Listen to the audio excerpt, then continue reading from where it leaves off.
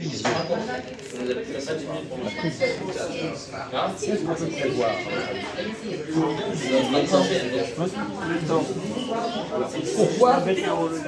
Pourquoi peut-on prévoir le temps? Qu'est-ce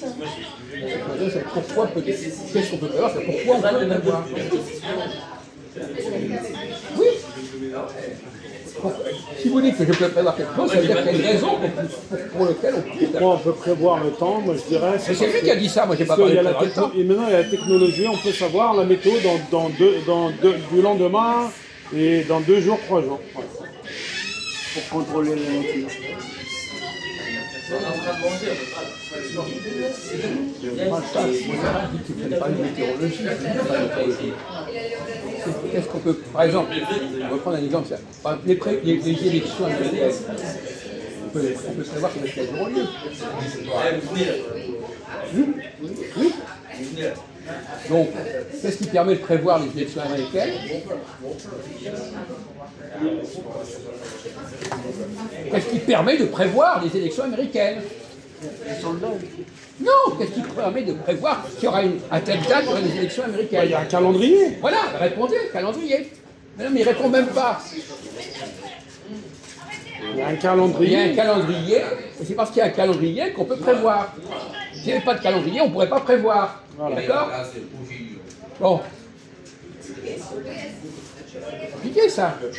Donc, la question qui se pose, c'est est-ce qu'on ne peut prévoir que des choses qui sont prévisibles, qui sont prévues? Ou est-ce qu'on peut prévoir des choses qui ne sont pas prévues? Vous répondez. On a pris un exemple facile. Par exemple, est-ce qu'on pouvait prévoir la constitution de l'Assemblée? Non, on ne pouvait pas le prévoir. Alors pourquoi est-ce qu'on pouvait prévoir qu'il y aurait une élection en 2022 et pas une élection en 2024? Parce que c'est le calendrier. En 2024? C'est le calendrier. Non, 2024. Il n'y avait pas de calendrier pour 2024, vous dites n'importe quoi. En 2022, il y a un calendrier, en 2024, il n'y a pas de calendrier. Vous débarquez ou complètement? 2025. Il n'y avait rien de prévu au niveau électoral, au niveau du calendrier en 2024. C'est clair? Non, mais, bon, parfois, on a l'impression qu'il est complètement. Il veut donner des sons, il a des lacunes absolument énormes. Donc, quelle est la différence entre 2022 et 2024 pour les élections? Non, quelle différence entre les élections 2022 et celles de 2024? Dans l'article, je ne sais pas quel numéro. Quelle est la différence entre les deux types d'élections? L'un est prévisible, l'autre n'est pas prévisible. Oui. Et pourquoi l'un est prévisible et l'autre n'est pas prévisible? Non, mais allez-y, c'est clair, répétez ce qu'on a dit. On vous demande d'articuler simplement la réponse. On vous a déjà répondu. Alors, montrez simplement que vous êtes capable de vous exprimer. Parce que personne n'a pris une décision. En 2022, qu'est-ce qui s'est passé? Il y avait les élections. C'est simple. Essayez d'être clair. En 2022, il était prévu qu'il y ait des élections. Et elles ont eu lieu. Et en 2024,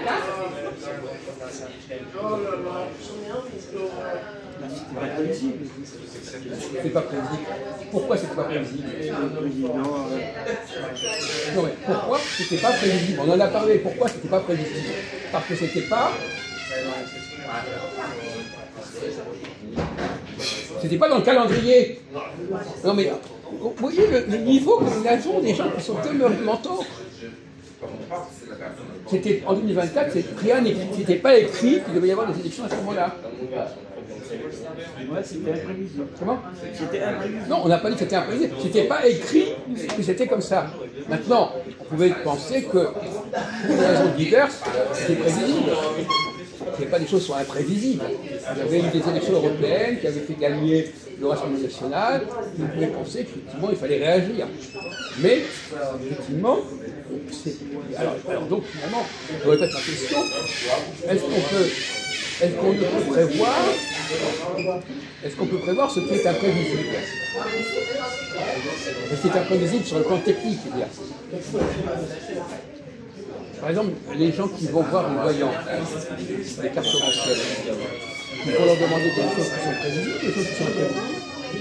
Attendez, ça devient un petit peu compliqué dans votre tête. Ça déjà, c'est vous êtes disjoncté. On va répondre quand même. Oui. Bah, c'est des choses qui ne sont pas prévisibles. Alors pourquoi elles sont prévues? Bonne question.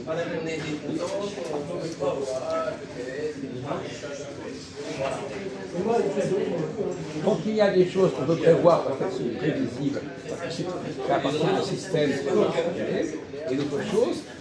Le problème, mon cher Karim, c'est qu'on ne sait pas toujours ce qui sous, si les choses sont prévisibles ou pas.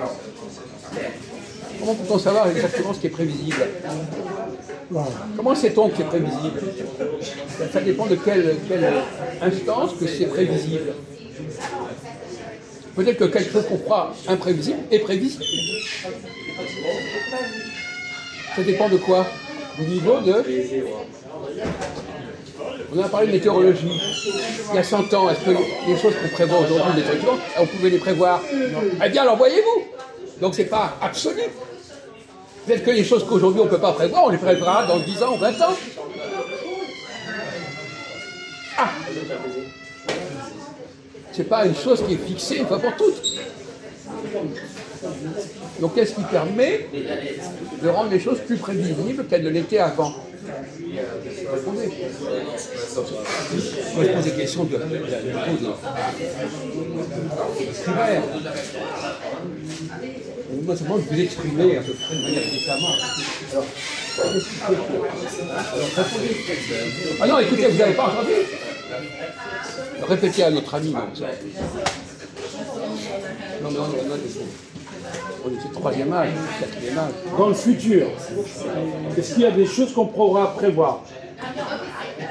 Dans le futur, dans 10 ans, 20 ans? Bien sûr. Parce que la technologie, elle avance.